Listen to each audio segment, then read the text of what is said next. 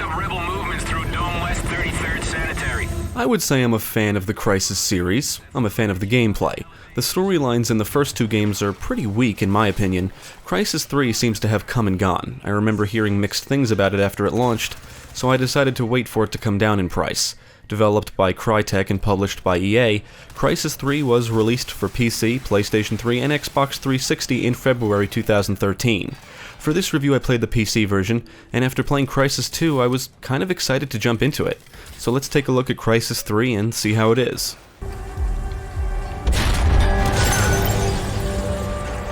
Apparently after Crysis 2, the Cell attempted global domination and captured all the nanosuit soldiers, skinning them of their suits. The story opens with Prophet being freed by a resistance team which includes Psycho. This happens right in the beginning of the game, and after that I lost interest in the story pretty quick. Prophet goes on and on about an Alpha Ceph which is the ultimate Ceph leader.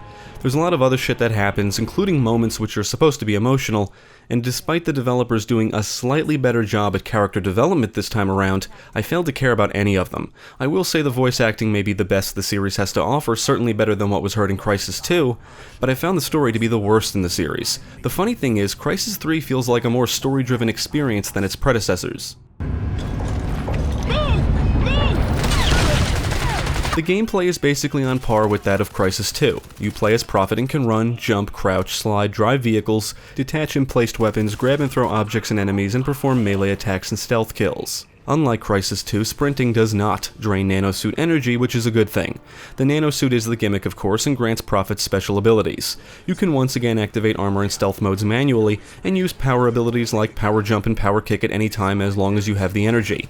Energy does drain when using abilities, but it does regenerate over time. You can utilize your suit's visor to analyze the environments and tag enemies and supplies. You can also use Nano Vision, which is like thermal vision, and I found it completely unnecessary in this campaign. I never felt the need to use it in any situation. You can hack things now like enemy sentry guns, supply caches, and minefields, among other things. Hacking things is always beneficial, but honestly, if you like to be stealthy, it gets old because it seems like there's always multiple things to hack in every battle, and the minigame isn't that great. Throughout the environments are nanosuit upgrade kits which can be used to unlock nanosuit modules, or in other words, nanosuit upgrades. You can have multiple modules active at any time and swap them out with others whenever you wish. The modules can be upgraded by meeting specific conditions, and the upgrade system here is certainly an improvement over the system in the previous game. If you come across Ceph energy cells, you can utilize them to supercharge your nanosuit, which means you're invulnerable for a limited time. When you activate the suit's armor mode, you're better protected, and stealth mode is the cloak, which means you're basically invisible. You can switch between these modes on the fly, and I feel like the game places a much bigger emphasis on stealth. The battlefields are always pretty big, and I found it easier to engage enemies quietly rather than all guns blazing. You'll always be outnumbered, snipers can pick you off from a distance, and with the exception of a few sequences, you're basically a one-man army. Your visor is actually pretty useful here because if you take the stealthy approach, you'll want to tag everything you can before you jump into action so there's no surprises. With that said, you may feel like you're spending most of your time looking through your visor. Unfortunately, there's a lot of times where you lose control and are forced to watch a cutscene or listen to dialogue, and there's a few sequences where it seems like you're just trekking with nothing to do.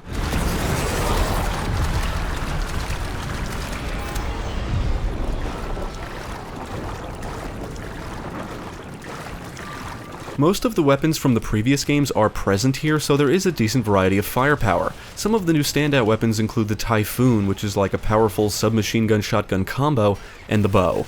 The bow is probably the best weapon to use if you want to be stealthy. You can decide on the draw weight and choose from 4 different tips: carbon impact, electric charge, and electricity does spread across water, super thermite, which is great against armor, and airburst frag. The Ceph have their own weapons which you can pick up and use.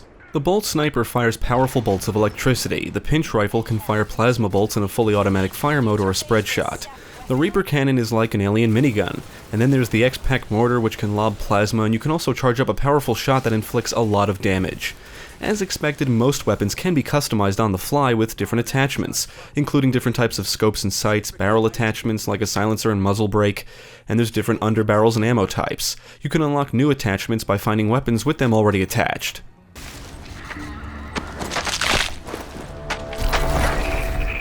Once again, the enemies are the cell soldiers and the aliens known as the Ceph. The enemy AI is alright at best. I've seen enemies not flinch when their buddies next to them are blown away, and many times they come running straight for you when under fire. They do the basics like run around, shoot at you, throw grenades, and they do seem to take cover a lot. The Cell are easier to kill than the Ceph. The Ceph consist of several of the same enemy types seen in the previous game. Ceph Reavers are like grunts, so they do wield pinch rifles, but tend to use the spread fire mode more often. Stalkers like to roam around in tall grass and are quick on their feet.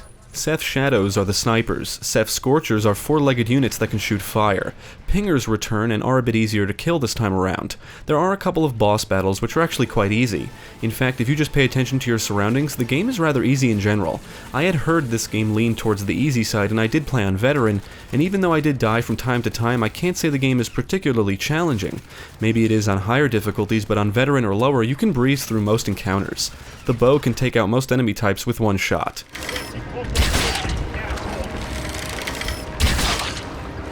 The setting is yet again New York City, but this time it's basically in ruins. Crysis 3 funnels you in specific directions. Most of the time I felt like I was just going from one big battlefield to another with scripted sequences and dialogue in between. You can drive some vehicles here and there, and there's a neat set piece where you hop in a VTOL and can shoot down enemy ships, but most of the time you're on foot. The battlefields are very large, larger than the battlefields in Crysis 2 anyway. They are clearly designed for you to roam around freely, but I can't say the environments are as open as the ones in the original game and Warhead. There are plenty of ways to approach your foes, and it is satisfying to silently take out a group of baddies without being detected.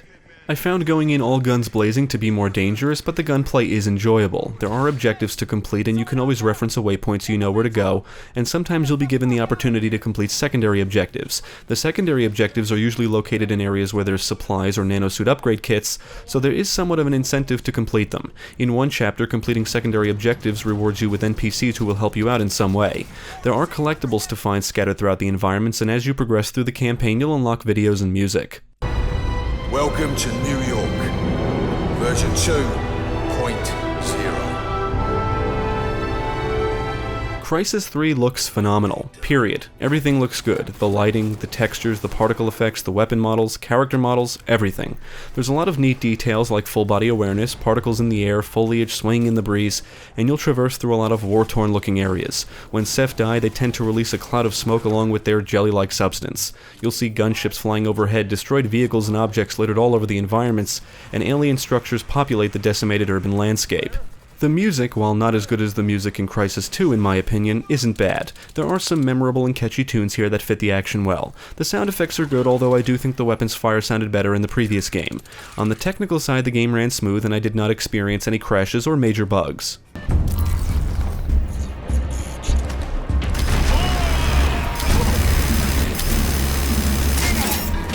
I'll be honest, I got bored with Crysis 3 and I think it's a disappointing sequel. It refines some things established in the previous games, but it doesn't do anything new that's super exciting.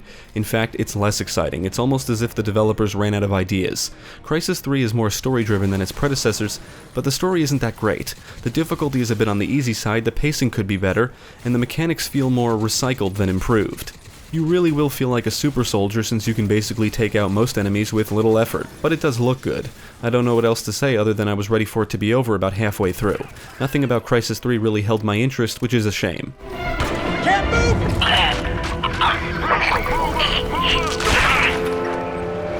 In my opinion, the previous games are better, but I would recommend Crysis 3 to fans of the series. I think it's just an average shooter that visually looks incredible. The sad thing is, the core gameplay isn't actually bad, it's more like, been there, done that.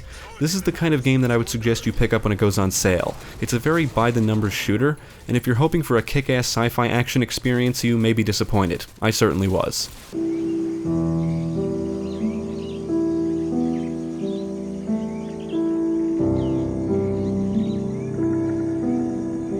Remember me.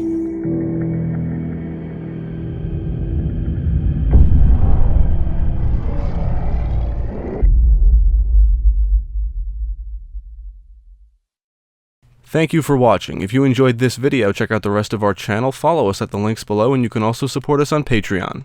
If you're interested in more gaming content, check out our friends over at GameCast.